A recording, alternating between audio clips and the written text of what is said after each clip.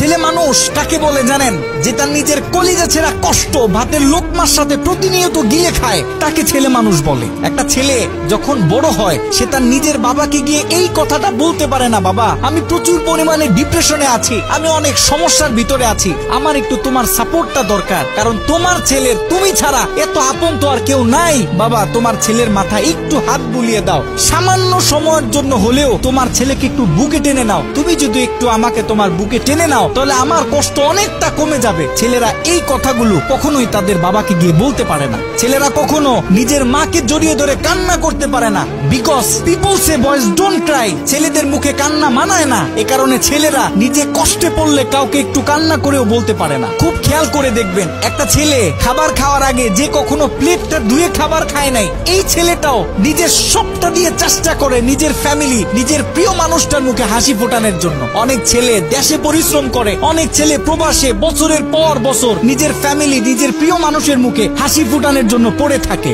দিন শেষে ছেলেদের মুখে হাসি ফোটানোর মতো কাউকে পাওয়া যায় না। আমি মনে করি boys are the best actor in the world. এই পৃথিবীতে ছেলেরা হচ্ছে সব থেকে বড় অভিনেতা, কারণ ছেলেরা নিজেদের বুকে হাজারো লক্ষ কষ্ট পুঁতে রেখেও মুখে হাসি নিয়ে চলে, কারণ সে জানে আজকে আমি যদি ভেঙে পড়ি তাহলে আমার পুরো ফ্যামিলিটা অস্তিত্বহীন হয়ে যাবে।